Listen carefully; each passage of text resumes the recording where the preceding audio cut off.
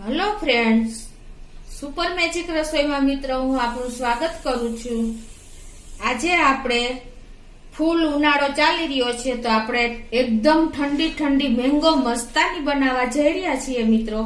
તો તમે છેલ્લે સુધી મારો વિડીયો જોજો અને તમને મારો વિડીયો ગમે તો લાઈક કરજો, શેર કરજો અને સબસ્ક્રાઇબ કરવાનું તો ભૂલતા જ નહીં। તો આપણે આમાં શું ઇન્ગ્રેડિયન્ટ લીધા અને મેંગો મસ્તાની ઠંડી ઠંડી બનાવવા માટે મિત્રો એ પણ તમને બતાવી દઉં।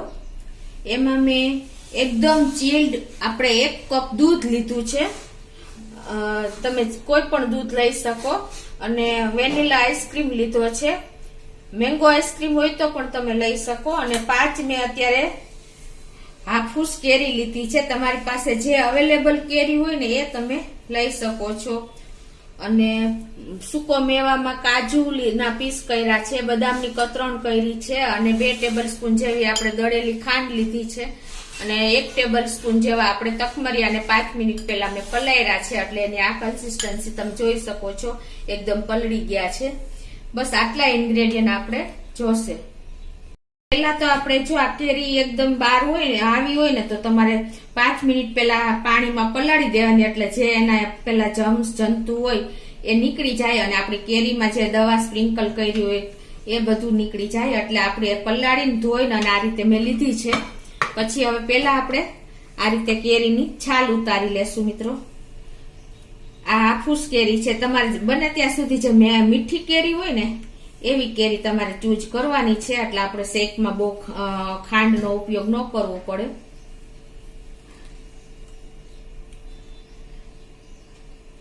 આ રીતે આપણે બધી કેરીની છાલ ઉતારી લેશું। તો મિત્રો જો આપણે આ હાફૂસ છે, પણ જો કેસર કેરી એકદમ મીઠી હવે આવશે મિત્રો, એનો પણ બહુ સરસ શેક બને છે, કેમ કે એનો તો કલર પણ એકદમ ઓરેન્જ હોય છે। અને આપણે અત્યારે આ ઠંડી ઠંડી મેંગો મિલ્ક મસ્તાની બનાવવા જઈ રહ્યા છીએ, એટલે કે મેંગો શેક। હવે એના આપણે આ રીતે પીસ કરી લેશું। તો આ રીતે આપણે બધા પીસ કરીને આને મિક્સર જારમાં નાખી દઈએ। તમે જોઈ શકો છો કે ઇઝીલી આપણે મેંગોના પીસ કરતા કોઈ ટાઈમ જ નથી લાગતો મિત્રો।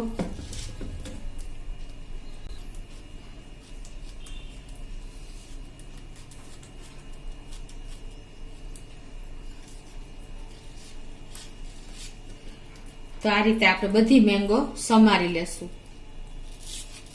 તો જો આપણે આ મેંગો કેરીના પીસ કરી લીધા છે, હવે એમાં આપણે 2 ટેબલ સ્પૂન જેવી દળેલી ખાંડ નાખી દેશું।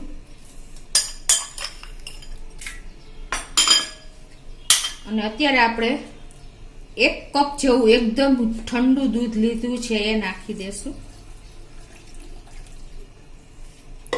અને 2 સ્કૂપ જેવો આપણે વેનીલા આઈસ્ક્રીમ નાખી દેશું। મિત્રો આઈસ્ક્રીમ થી એકદમ રીચનેસ આવે છે, તમે એક વખત તો ચોક્કસ આ રીતે ટ્રાય કરજો કે આપણી મેંગો મસ્તાનીનો ટેસ્ટ કેવો લાગે છે। તો હવે આપણે આને બ્લેન્ડ કરી લેશું। તો મિત્રો જો આપણે બ્લેન્ડ કરી લીધો છે, તમે જોઈ શકો છો કે આપણે જે માપ સાઈઝ લીધી છે, દૂધ, પેલું ખાંડ દળેલી અને આઈસ્ક્રીમના વેનીલા આઈસ્ક્રીમ, તો જો આ રીતની એની કન્સિસ્ટન્સી એકદમ મીડિયમ થીક નહીં, બહુ પતલી નહીં, એવી આપણી કન્સિસ્ટન્સી આવી છે। આ નાના મોટા બાળકો વડીલો બધાને બહુ જ એકદમ ટેસ્ટી લાગશે। આ એકદમ ગરમી પડી રહી છે તો આનો તમે એક વખત એન્જોય કરજો જ મિત્રો, એટલો સરસ ટેસ્ટ આવે છે। હવે આપણે આને સર્વ કરશું। તો એના માટે આપણે પેલા ગ્લાસ લેશું,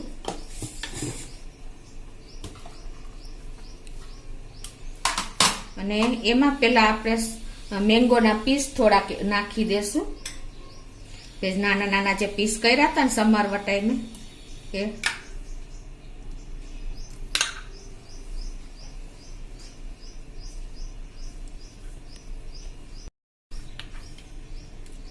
આ રીતે એડ કર્યા પછી આપણે એમાં આજે આપણે 1 ટેબલ સ્પૂન જેવા આપણે તકમરિયા કે કલાયડા હતા એ સરસ તૈયાર થઈ ગયા છે. તો આપણે 1 ટેબલ સ્પૂન એમાં નાખી દેશું.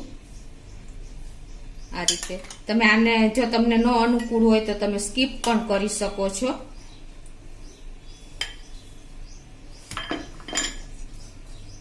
હવે એમાં આપણે આ જે મેંગો શેક બનાવ્યો એ નાખી દેશું.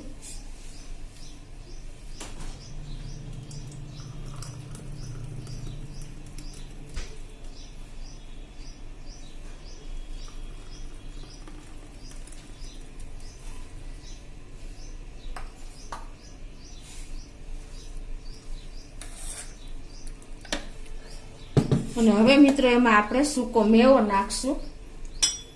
કાજુ ને બદામ ને પિસ્તા, અત્યારે હું કાજુ બદામ જ નાખું છું.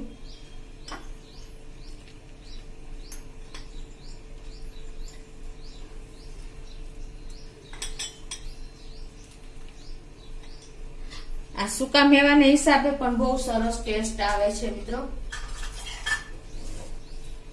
હવે એમાં આપણે ઉપરથી આપણે વેનીલા આઈસ્ક્રીમ 1 સ્કૂપ મૂકી દેશું.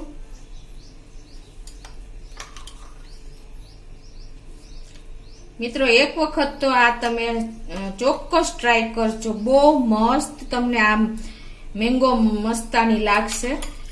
તો તમે એક વખત તો આ ટ્રાય કરજો, બાળકોને તો બહુ જ અતિ ભાવશે મિત્રો. હવે એની ઉપર આપણે પાછા સૂકો મેવો એડ કરી દેશું.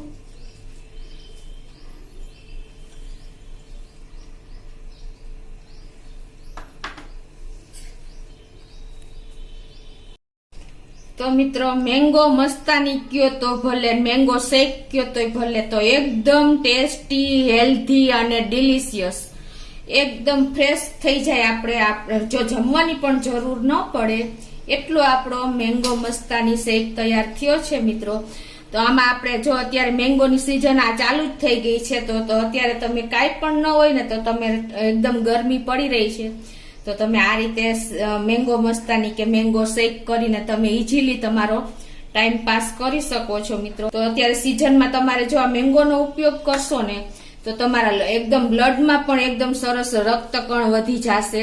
એટલે આપણે સિઝનનો ઉપયોગ કરવો જોઈએ. અને બીજું કે આપણે જે તકમરિયાનો ઉપયોગ કર્યો છે ને મિત્રો, જેને ઈ પણ આપણા ફાઈબર એમાં ફૂલ હોય છે, એટલે ઈ પણ આપણા બોડી માટે અને આપણે તેજ શરીરમાંથી તજા ગરમી અને જે લોકોને એકદમ ઠંડક આપી દે છે, તો આ તકમરિયાનો પણ ફૂલ આપણે ઉપયોગ કર્યો છે મિત્રો.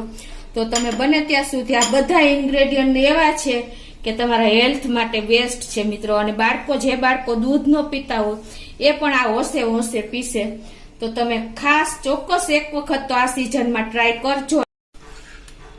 તો મિત્રો તમને મારો વિડીયો ગમે તો લાઈક કરજો, શેર કરજો અને સબસ્ક્રાઇબ કરવાનું તો ભૂલતા જ નહીં.